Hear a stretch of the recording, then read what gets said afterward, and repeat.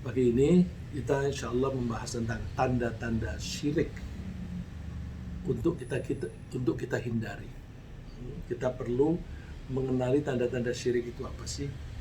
Karena seringkali orang merasa muslim, merasa mukmin, tapi nggak sadar dia melakukan sesuatu yang termasuk syirik. Nah, padahal syirik itu dosa besar, lebih besar dari dosa apapun. Oleh karena itu kita perlu mengenali tanda-tandanya. Ya, saya hanya membahas beberapa saja. Nanti bisa dikembangkan lagi dan jangan tanya jawab. Dan insya Allah Bapak Ibu bisa juga membaca-baca sendiri tentang tanda-tanda syirik. Nah, pada pertemuan yang lalu telah kita bahas bahwa Allah adalah satu-satunya Tuhan yang bisa menciptakan, merawat, mengatur, dan mengelola alam raya. Karena itu kita manusia sebagai bagian dari alam raya harus menyesuaikan diri dengan cara mengesahkan Allah secara keyakinan, ucapan, dan tindakan. Kebalikan dari mengesahkan Allah adalah menyekutukannya atau syirik. Maka menyekutukan Allah bertentangan dengan kodrat Allah yang Maha Esa, dan orang yang menyekutukan Allah akan mengalami kesengsaraan baik di dunia maupun di akhirat. Kita hindari menyekutukan Allah, baik menyekutukan melalui pikiran, ucapan, ataupun tindakan. Menghindari menyekutukan Allah itu sangat dan sangat penting, karena begitu seseorang melakukannya, baik melalui pikiran, ucapan, atau tindakan, dia tidak akan bisa masuk surga dan pasti akan masuk neraka. Seperti firman Allah, innahu may yusyrik billahi faqad harramallahu alaihi jannata wa ma'wahun nar wa ma lidzalimina min ansar. Ayat ini juga saya kutip pada pertemuan yang lalu. Ini saya kutip lagi untuk membuka pembahasan kita, bahwa orang yang menyekutukan Allah, maka Allah mengharamkannya atau melarangnya untuk masuk surga, dan tempat tinggalnya besok adalah neraka. Kalau sudah di neraka karena mereka itu zalim, maka mereka tidak akan mendapatkan pertolongan, karena tidak ada seseorang yang bisa menjadi penolong. Oleh karena itu, menghindari musyrik itu penting. Tapi menghindari kemusyrikan itu tidak mudah kalau kita tidak serius dalam mengenali dan menghindarinya. Jadi kalau kita mau menghindari sesuatu, kita kenali dulu. Kalau kita tidak mengenali, bagaimana kita bisa menghindari? Ya, ada lubang, kita menghindari jangan sampai terperosok. Tapi kalau kita tidak tahu di mana lubang itu, maka bisa saja secara tidak sengaja kita terperosok. Oleh karena itu harus kita ketahui benar, kita tengarai, kemudian kita dengan sengaja menghindari itu. Dan banyak orang mengaku dirinya beriman, tapi sengaja atau tidak sengaja mereka juga melakukan kemusyrikan. Jadi gabung, dia merasa beriman tetapi dia tidak sengaja ternyata musyrik. Sebagaimana diungkapkan oleh Allah, wa ma yu'minu aktsaruhum billahi illa wa hum musyrikun. Coba kalau kita perhatikan redaksinya ini, kebanyakan itu kan mayoritas di antara mereka tidaklah beriman kepada Allah kecuali mereka sambil musyrik. Waduh, ini jadi saya menjadi takut, karena kalau di luar orang Islam itu oke lah, ya, memang mereka itu kebanyakan musyrik gitu. Tapi di antara orang yang mengaku beriman saja itu mayoritas sambil musyrik. Oleh karena itu kita mesti hati-hati jangan sampai kita masuk ke dalam mayoritas itu. Ya. Agar kita tidak terjerumus dalam kemusyrikan, kita mencoba mengenali tanda-tanda kemusyrikan, lalu kita menghindarinya. Di antara, saya mengatakan di antara karena tidak semua ya, tidak semua yang kita bahas. Di antara tanda-tanda kemusyrikan berkaitan dengan perilaku kita sendiri yang berkaitan dengan pola pikir. Jadi ada perilaku yang mengindikasikan kemusyrikan, tapi perilaku itu cerminan dari pola pikir. Sedangkan kemusyrikan itu bisa menyerang kita di pola pikir. Karena kemusyrikan itu kan kebalikan dari iman. Iman itu tatarannya di pikiran. Nah, coba kalau kita ingat kembali, rukun iman kan ada 6. Semuanya dimulai dengan percaya. Percaya kepada Allah, percaya kepada utusannya, percaya kepada kitabnya. Percaya, berarti pikiran. Jadi membangun pola pikir yang mengesahkan Allah itu sangat penting. Dan pikiran kita seringkali akan kita manifestasikan dalam tindakan, perilaku, dan ucapan. Namun sebelum membahas perilaku yang mengindikasikan kemusyrikan, ada baiknya kita terlebih dahulu membahas prinsip-prinsip besar dalam mengesahkan Allah secara perilaku. Ya, kita bahas dulu prinsip-prinsip yang benar, prinsip-prinsip yang benar dalam mengesahkan Allah secara perilaku. Secara garis besar, kita bahas seperti berikut. Kalau kita mengakui sebagai pola pikir bahwa Allah adalah satu-satunya Tuhan yang bisa menciptakan, merawat, mengatur, dan mengelola alam raya, maka kita dalam berperilaku, satu, melakukan apapun yang hanya dalam rangka mengabdi kepada Allah. Jadi indikasi mengesahkan Allah itu ada 2. Satu, kita melakukan apapun hanya dalam rangka mengabdi kepada Allah.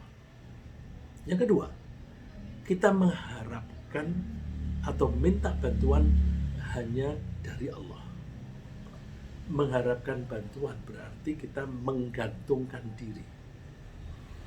Kita menggantungkan diri, hidup kita ini rely, kita menggantungkan hidup kita ini hanya kepada Allah, tidak kepada yang lain. Terus, karena kita bergantung pada Allah, maka mestinya apapun yang kita lakukan hanya untuk Allah. Ini sesuai dengan komitmen yang kita ucapkan berkali-kali tiap hari, minimum 17 kali. Karena dalam sholat kita setiap rakaat mesti membaca Fatihah, dan di dalam Fatihah ada ayat ini, Iyyaka na'budu wa iyyaka nasta'in. Hanya kepada Engkaulah Allah kami menyembah, dan hanya kepada Engkaulah kami meminta pertolongan. Ini kita ulang-ulang. Berarti ini komitmen yang harus kita pegang teguh. Jangan sampai kita ngomongnya itu mengesahkan Allah, melakukan apapun hanya untuk Allah dan menggantungkan diri kepada Allah, tetapi dalam hidup sehari-hari kita berperilaku bertentangan. Nah, itu ada konflik. Nah, untuk melaksanakan poin nomor 1, yaitu melakukan apapun hanya dalam rangka mengabdi kepada Allah, kita mesti tunduk patuh kepadanya.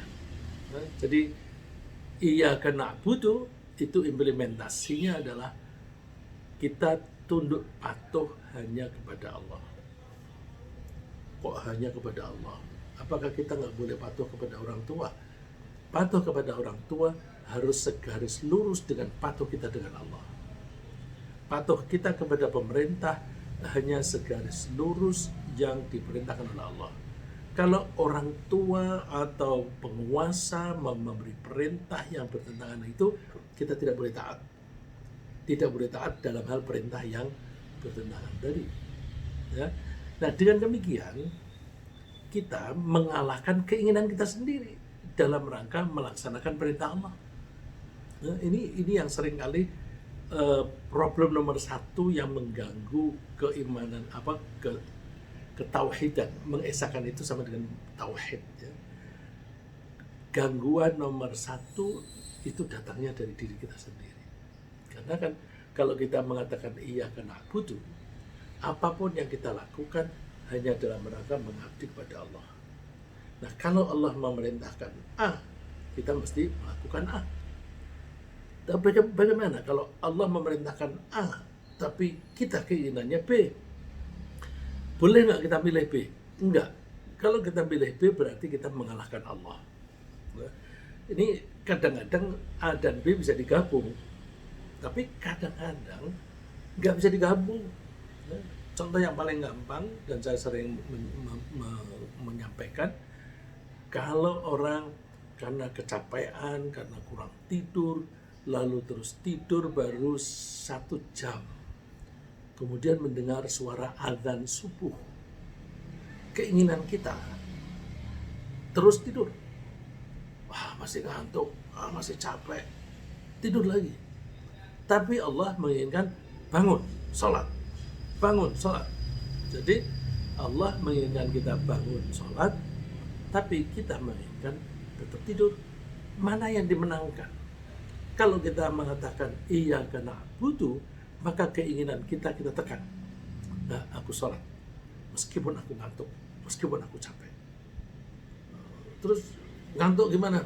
Ngantuknya diatasi, guyur air. Nanti kan ngantuknya berkurang atau hilang. Terus nanti setelah sholat mau tidur lagi, terserah. Nah, itu kadang-kadang perintah Allah dan perintah diri kita sendiri itu bertabrakan.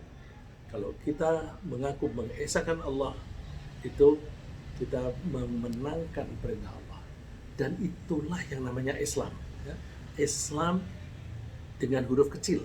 Kalau Islam dengan huruf besar, itu kan nama agama. Kalau nama agama di KTP, agamamu apa? Islam. I-nya huruf besar.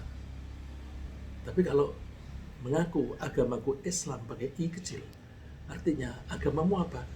Tunduk. Agamaku adalah ketundukan. Tunduk kepada siapa? Kepada Allah. Itu namanya orang Islam beneran. Jadi ketika kita melakukan suatu tindakan, kita melakukannya karena merasa diperintah oleh Allah, atau agar supaya Allah ridho kepada kita. Saya sebutkan dua ini karena kita itu ketika melakukan suatu tindakan bisa didorong oleh sebab dari belakang, ya. Cause pushed, kita makan, bisa didorong oleh rasa lapar, makan karena lapar. Terus orang yang semacam itu berarti perilakunya itu cause pushed, ya. Cause sebab, pushed didorong oleh sebab. Nah, terus kalau kita melakukan boleh karena cause push, tapi karenanya apa? Karena diperintah Allah. Atau boleh untuk mencapai satu tujuan. Tujuan itu bisa goal, bisa objektif, bisa purpose. Kita pakai purpose. Kita melakukan sesuatu, purpose-nya apa? Tujuannya agar mendapatkan ridho Allah. Jadi kita betul-betul mengesahkan Allah. Kalau kita mengabdi kepada Allah, cara mengabdi, kalaupun alasan kita itu sebab, maka yang menjadi sebab adalah Allah. Kosmos. Tujuannya juga Allah. Jadi kita dari Allah untuk Allah. Dari Allah untuk Allah. Ini kan inna lillah wa inna ilaihi raji'un. Kita ini milik Allah, dibuat oleh Allah, dan kita akan kembali kepada Allah. Nah, inilah yang disebut Islam, yang saya katakan tadi. Nah, Islam itulah agama yang pas. Allah menyebutnya wa may yuslim wajhahu ilallahi wa huwa muhsinun faqad istamsaka bil urwatil wuthqa. Siapa yang Islam? Nah, Islam di sini kita terjemahkan, siapa yang menyerahkan dirinya, siapa yang menyerahkan dirinya kepada Allah dan dia berusaha melaksanakannya dengan baik, maka sebenarnya dia sedang berpegang teguh pada buhul atau tali yang kokoh. Urwah itu kalau bahasa Inggris itu knot yang tulisannya knot, bukan not NOT tapi KNOT, knot, buhul. Dia berpegang teguh pada buhul yang kuat. Nah, kita usahakan semacam itu. Jadi komitmen kita mengabdi hanya kepada Allah. Caranya gimana? Kita menyerahkan diri kita kepada Allah. Menyerahkan diri itu gimana? Keinginan kita serahkan kepada Allah. Kita lebih mengutamakan keinginan Allah daripada keinginan kita sendiri. Nah, itu tadi kalau untuk melaksanakan poin pertama, mengabdi kepada Allah. Bagaimana melaksanakan poin nomor 2, yakni mengharapkan atau minta bantuan hanya dari Allah. Kita mesti menyandarkan diri kepada Allah. Menyandarkan diri kepada Allah itu kata lain adalah tawakal. Tawakal itu ya udah berserah diri kepada Allah. Nah, orang kalau berserah diri itu sebenarnya enak. Coba kalau ungkapan yang dikemukakan oleh Nabi Musa alaihissalam yang dikutip oleh Allah di dalam Al-Quran, berarti apa yang dikatakan Nabi Musa ini benar dan Allah menghendaki itu kita pakai, karena kan kita harus memakai Al-Quran. Nah, Nabi Musa mengungkapkannya bagus sekali. Qala Musa, ya qaumi in kuntum amantum billahi fa'alaihi tawakkalu in kuntum muslimin. Ada 2 syarat di sini. Syarat itu kalau kamu memang, atau dalam bahasa Inggris pakai if tapi yang realistik itu syarat. 2 syaratnya. Kalau syaratnya di sini 2. Kalau kamu betul-betul beriman dan kalau kamu betul-betul Islam. Nah, di pembukaannya Nabi Musa mengatakan in kuntum amantum billah. Kalau kamu memang betul-betul beriman kepada Allah.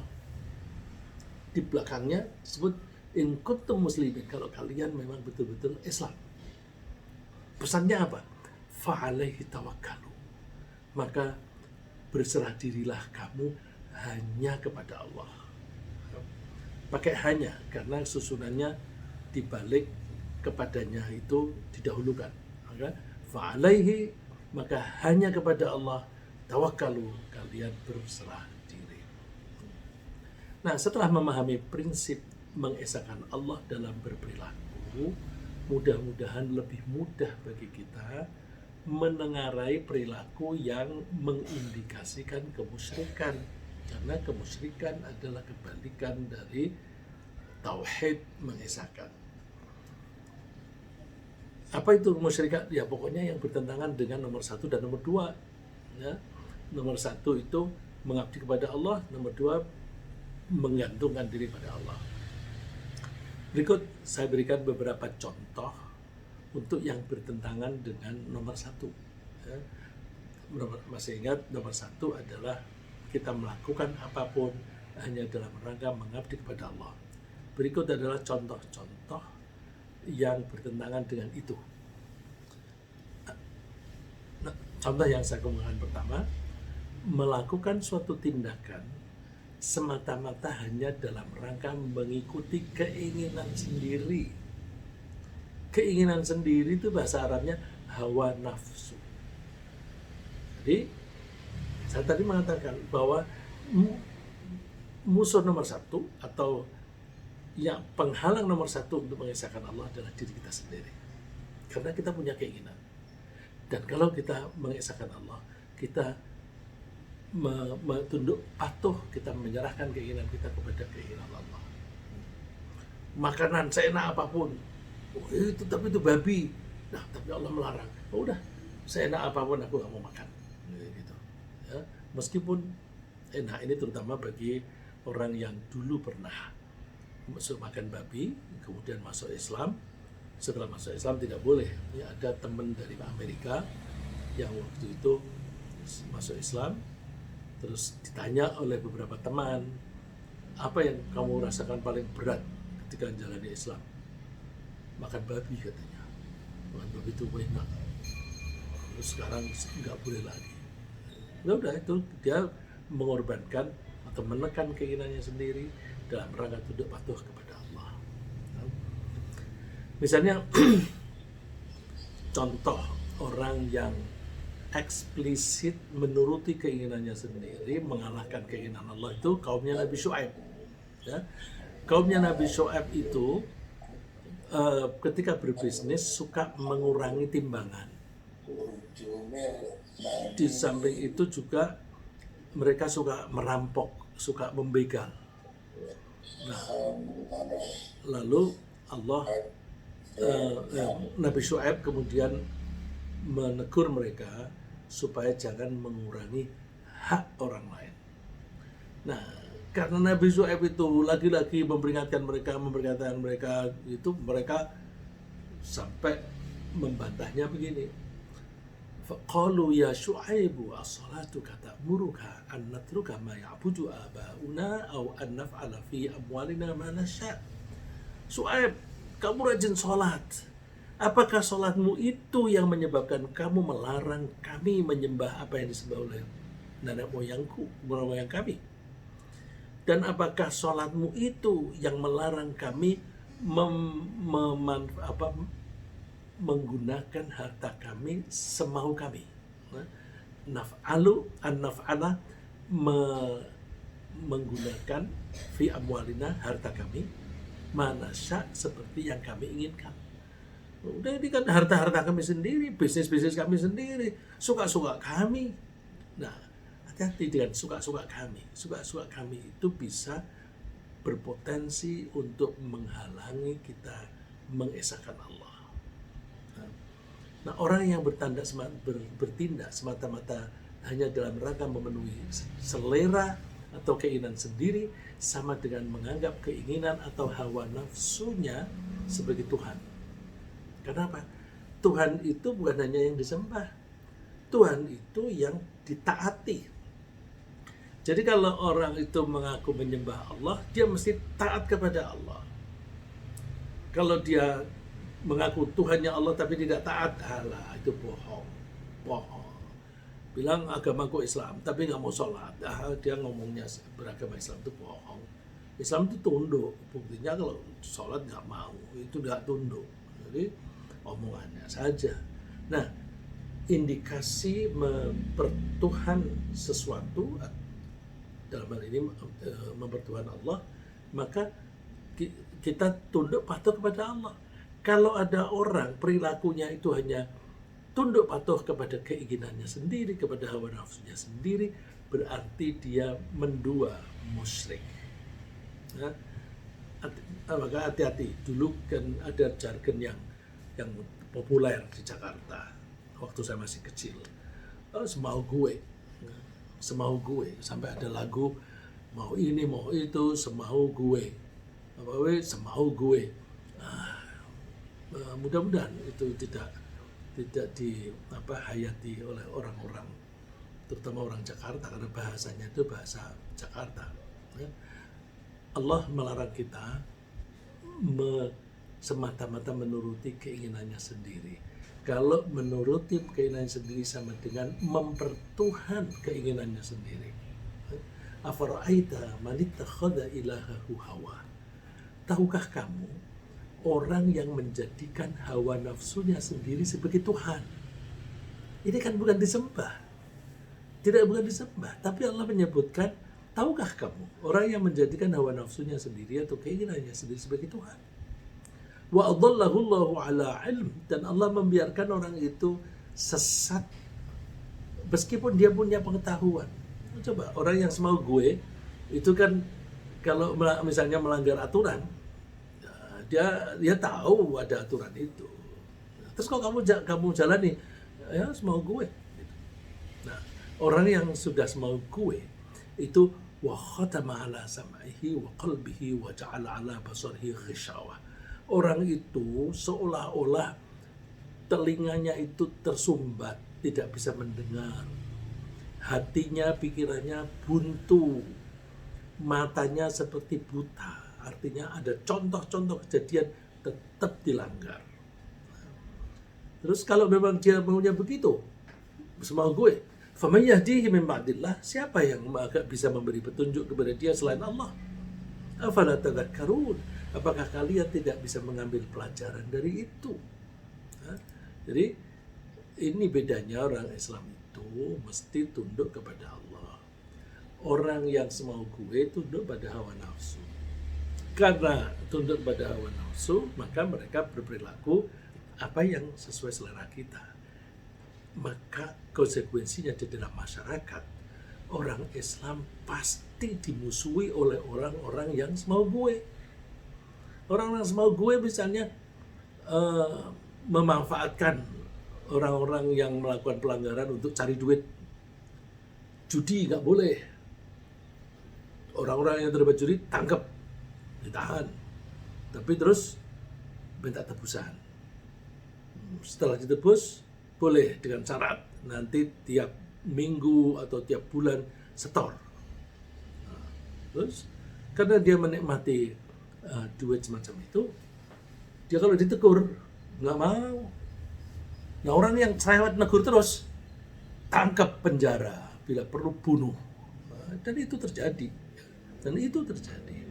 Jadi orang-orang yang melarang orang lain untuk melakukan kejahatan pasti dimusuhi oleh orang-orang jahat. Gampangnya gini, kalau kita berada di tempat umum, kalau dulu tuh di bis kota itu kan padat. Sekarang di Transjakarta juga suka padat. Nah itu suka ada copet. Kalau ada kita duduk di belakang, kemudian ada copet yang mau mengambil sesuatu dari tasnya orang, kita melihat, nanti kan dia memusuhi kita. Dia akan memusuhi kita. Kalau kita teriak atau menegur sampai tidak jadi mencopetnya, nanti ketika turun, nanti kan dia digebukin. Karena copet biasanya kerjanya itu bergerombol. Berarti begitu turun, gebukin itu. Jadi orang yang melarang orang lain melakukan kejahatan, musuhnya adalah orang-orang jahat. Karena musuhnya orang jahat itu tega memukul, tega membunuh, maka melarang orang untuk melakukan kejahatan itu resikonya tinggi. Nah, itulah sebabnya polisi itu kalau menjaga keamanan bawa pistol. Nah, kalau satpam menjaga keamanan keliling mesti membawa senjata, meskipun bukan senjata api. Itu karena apa? Ya risikonya nanti akan dimusuhi oleh penjahat. Contoh kedua,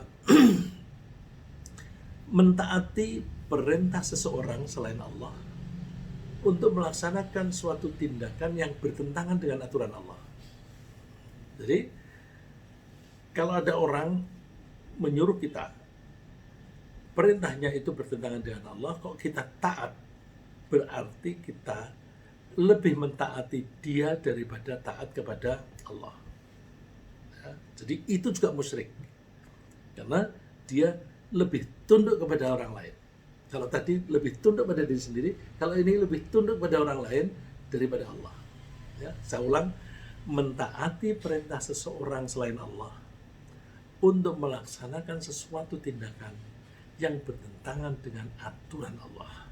Misalnya apa?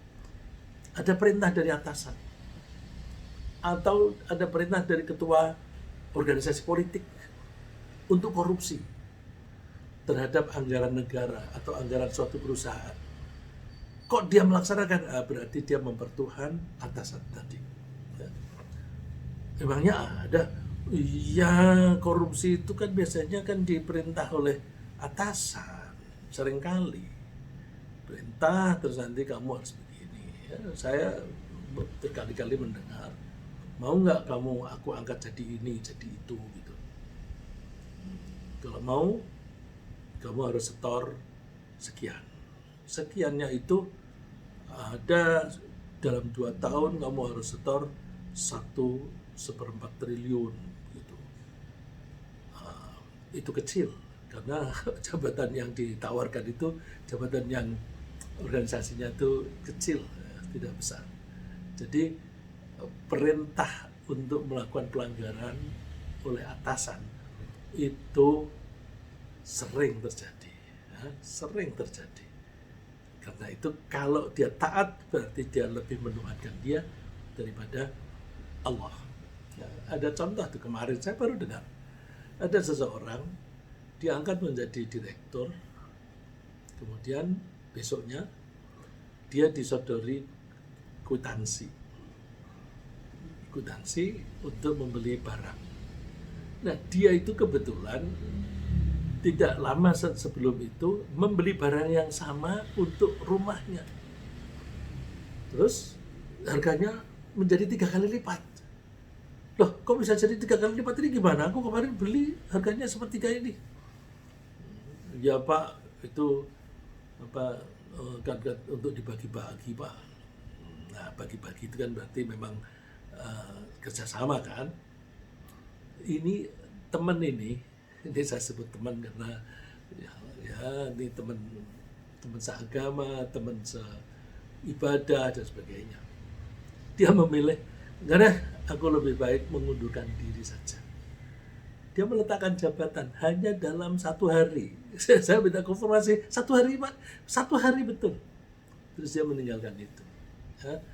Jadi menaati perintah orang sambil meninggalkan ketaatan kepada Allah itu berarti musyrik, karena si pelaku itu telah menggantikan posisi Allah sebagai satu-satunya yang harus ditaati.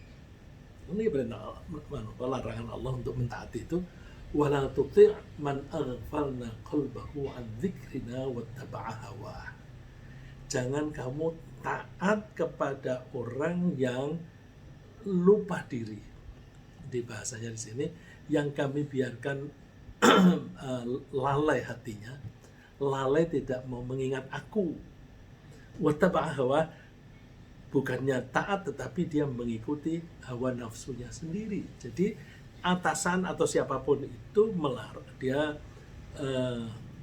lupa kepada Allah dan dia mengikuti hawa nafsunya sendiri, dia kepengennya duit, maka perintah kepada bawahan supaya melakukan korupsi.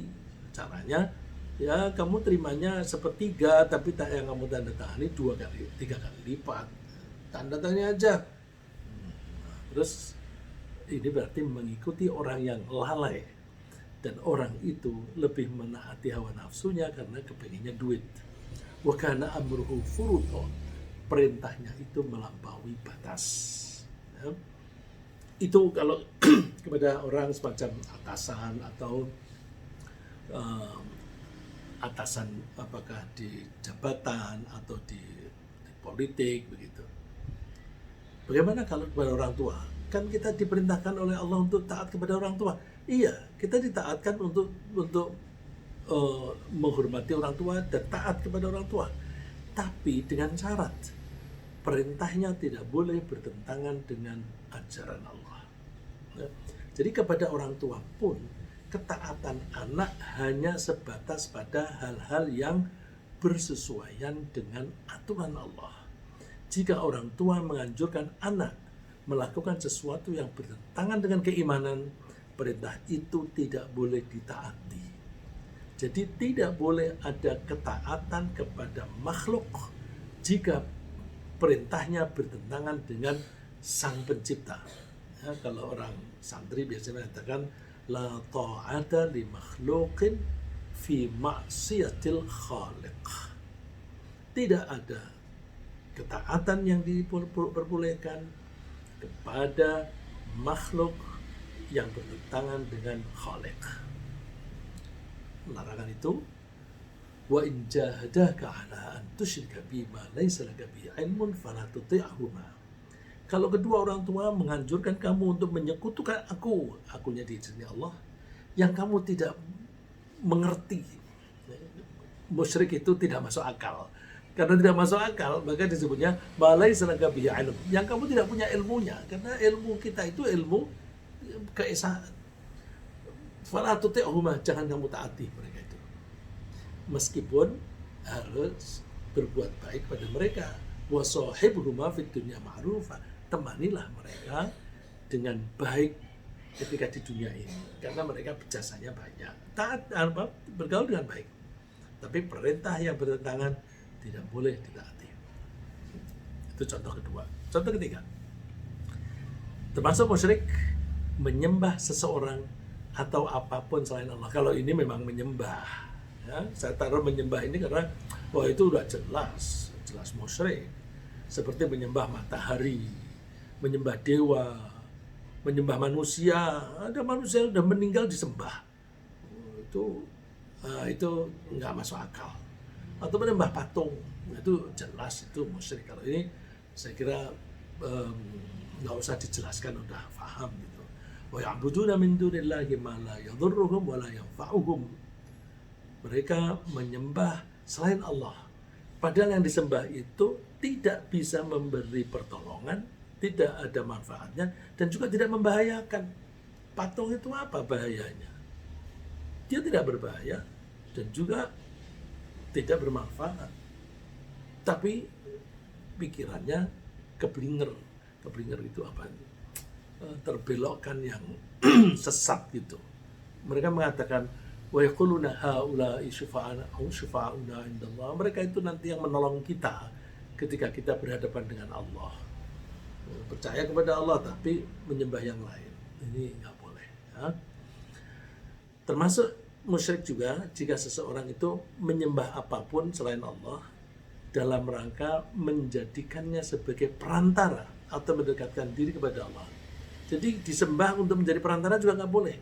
Orang-orang kafir Mekah dulu mereka menyembah Allah, tetapi mereka juga menyembah patung dari tokoh-tokoh yang terdahulu. Kalau zaman sekarang di Indonesia atau terutama di Jawa, itu orang-orang yang keramat, orang-orang yang keramat yang dianggap dekat dengan Allah, lalu dibikin patungnya, lalu patungnya disembah.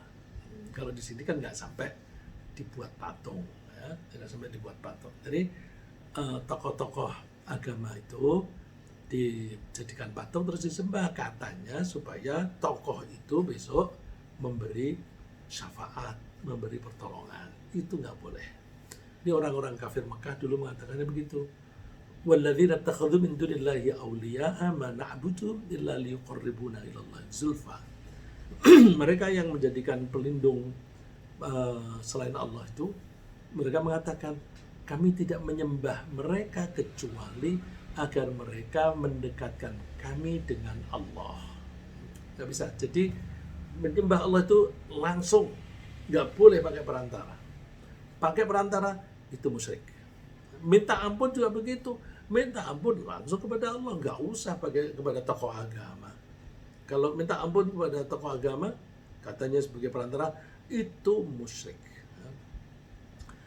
Contoh yang lain, keempat, kesombongan itu termasuk syirik. Hati-hati. Kenapa?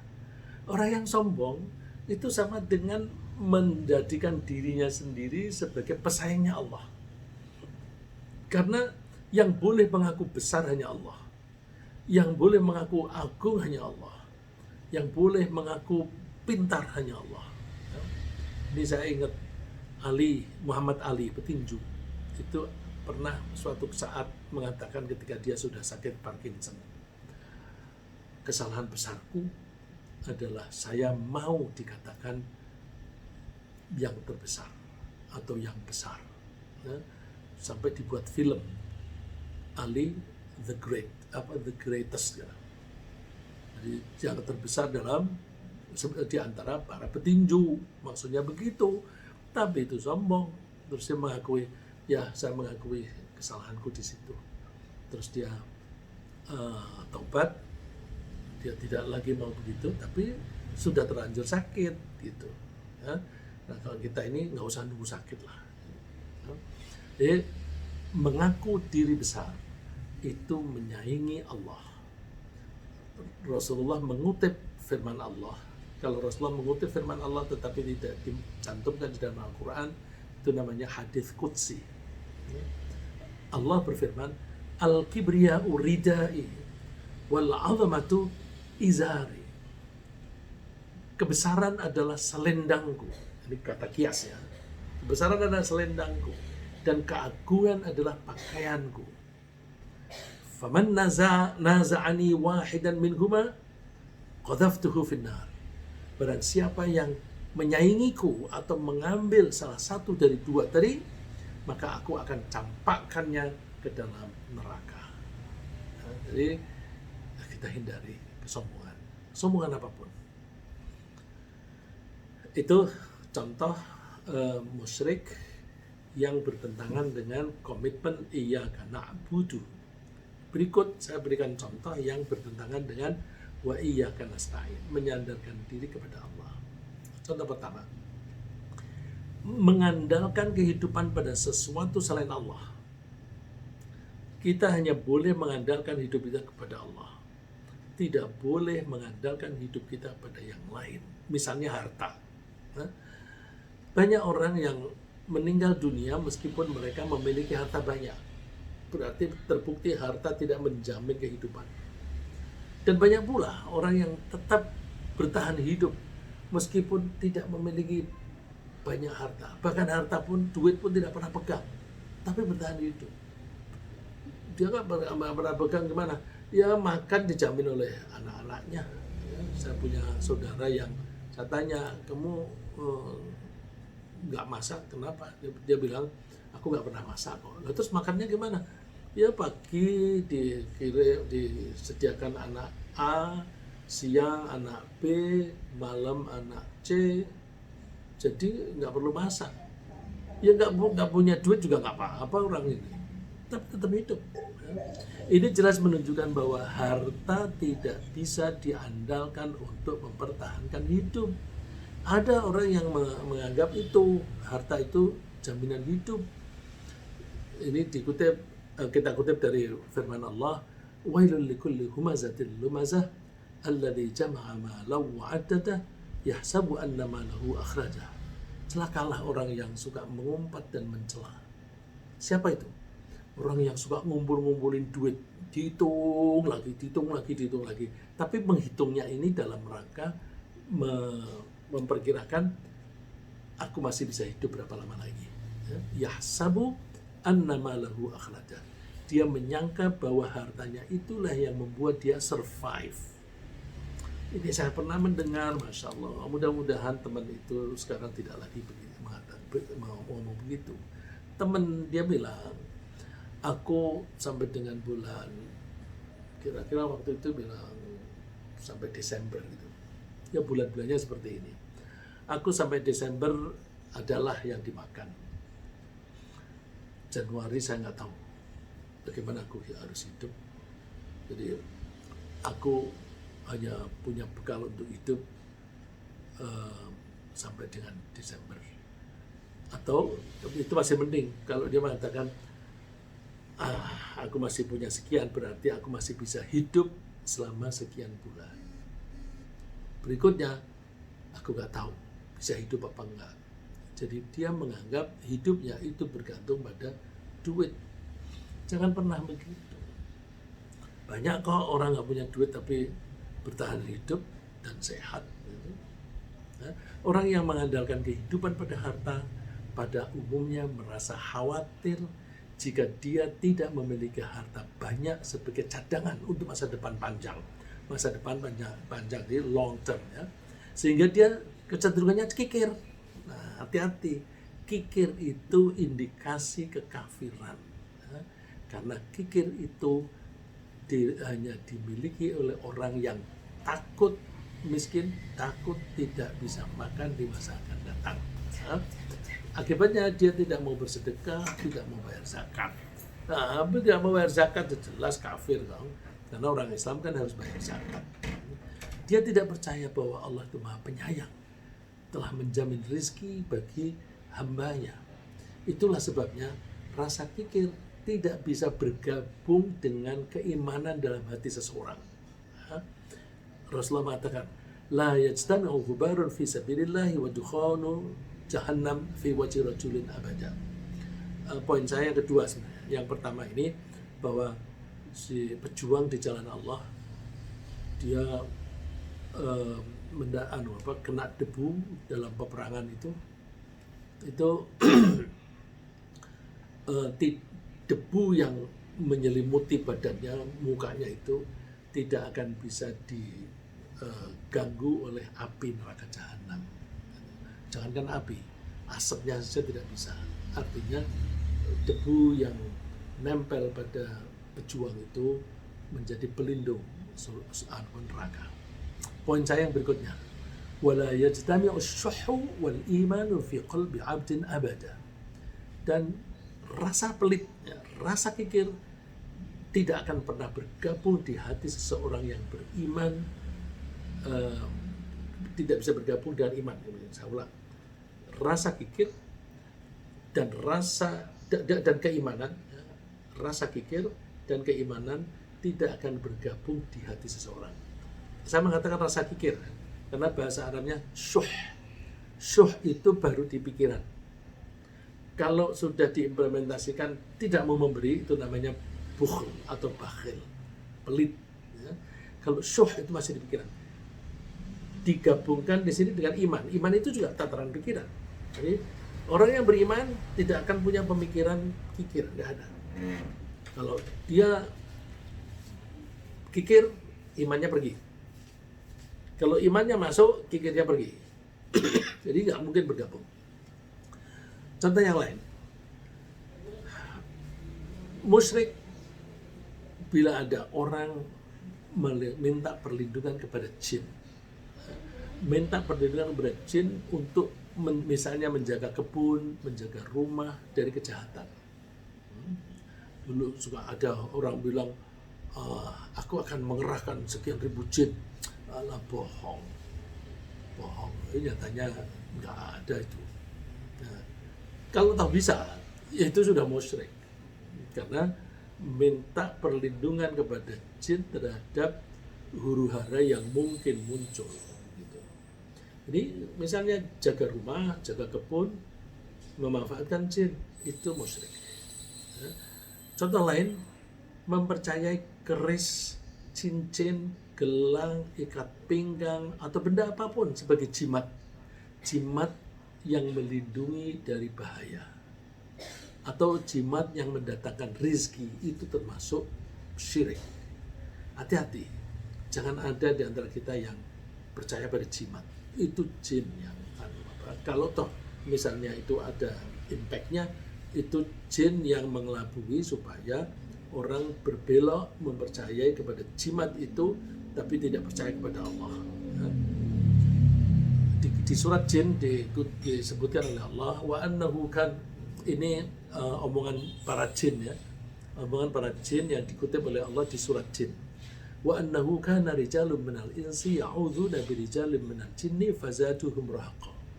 Banyak orang-orang di antara manusia yang minta perlindungan kepada orang-orang di antara jin, maka mereka bertambah sesat, bertambah kesalahan.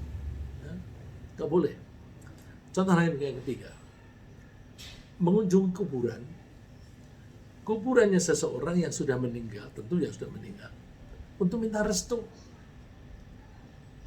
Restu atas pencalonannya menjadi kepala negara, kepala daerah, menjadi wakil rakyat, atau restu agar usaha bisnisnya itu lancar. Nggak boleh, itu termasuk syirik. Dia kenapa minta pertolongan kepada orang sudah mati lagi, nggak bisa apa-apa. Minta pertolongan itu hanya kepada Allah. Ya. Sampai itu setelah seseorang itu meninggal dunia, rohnya juga nggak mungkin akan bisa kembali ke dunia. Karena seseorang bila sudah meninggal, rohnya itu akan dipindahkan ke alam barzakh. Di alam barzakh itu ada sekatnya yang tidak mungkin dia kembali ke dunia dan tidak mungkin masuk ke alam akhirat sebelum hari kiamat. Bukti bahwa statement dari Allah yang menyatakan bahwa tidak bisa mereka kembali. Hatta idza jaa ahadahumul maut. Sehingga ketika salah seorang di antara mereka itu meninggal dunia, qala, dia mengatakan, Rabbirji'un, Tuhan kembalikanlah aku ke dunia. La'alli a'malu shalihan fima tarakt, agar aku bisa berbuat baik yang aku dulu tidak lakukan. Kalla innaha kalimatun huwa qailuha. Itulah kata-kata yang mereka ucapkan. wa min waraihim barzakhun ila yaumi yub'atsun. Di depan mereka atau di belakang mereka itu ada dinding yang menghalang-halangi mereka sampai hari kebangkitan. Jadi artinya orang yang sudah mati itu nggak bisa kembali ke dunia. Kalau nggak bisa, ya nggak bisa memberi pertolongan. Kalau nggak bisa kembali memberi pertolongan, ya nggak usah dimintain restu. Ke kuburan boleh kalau kita mendoakan untuk dia, minta kepada Allah supaya ngampuni dia, supaya merahmati dia, boleh. Tapi kalau minta kepada orang yang sudah mati tidak boleh. Contoh keempat, menangisi seseorang yang meninggal dunia karena tidak bisa menerima ketentuan Allah tentang datangnya ajal yang sudah ditentukan. Jadi nangis, hati-hati ya, nangis ada seseorang meninggal, ibu meninggal, nangisnya karena apa? Kalau nangisnya karena kasihan ibu sakit begitu lama, terus nangis, atau kasihan ibu ini berjasa banyak dengan aku, nggak apa-apa.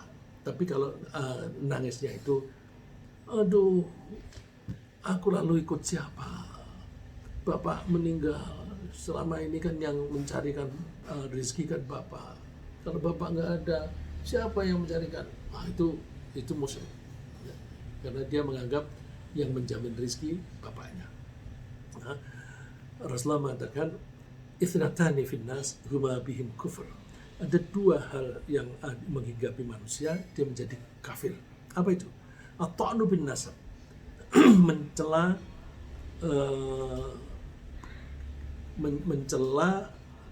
nasab. Jadi misalnya gini, kenapa sih aku dilahirkan jadi orang Jawa?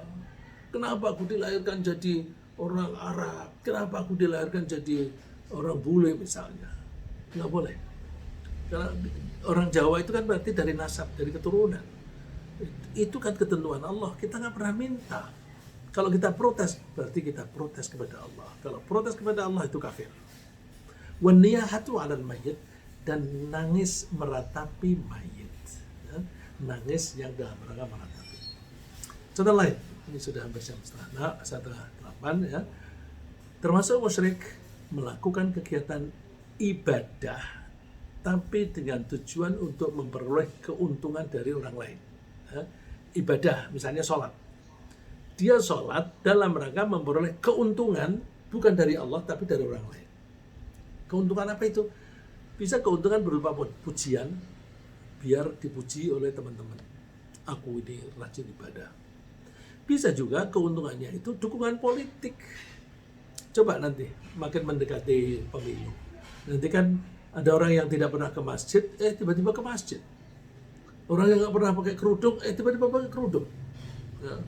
Jadi orang-orang pakai kerudung itu macam-macam. Ketika menjelang pemilu, tiba-tiba pakai kerudung, tiba-tiba pakai peci, pakai kopiah putih, pakai serban, dalam rangka mencari keuntungan, dukungan politik. Itu musyrik. Ya. Munafik itu musyrik. Ya. Terus ada juga memakai kerudung, peci, dalam rangka apa? Menghina Islam. Sudah jelas bajingan, ya jelas dia koruptor gede. Tapi nanti begitu nanti maju ke persidangan, dia suruh pakai peci, suruh pakai kerudung. Ini ada di seluruh Indonesia, berarti itu by design.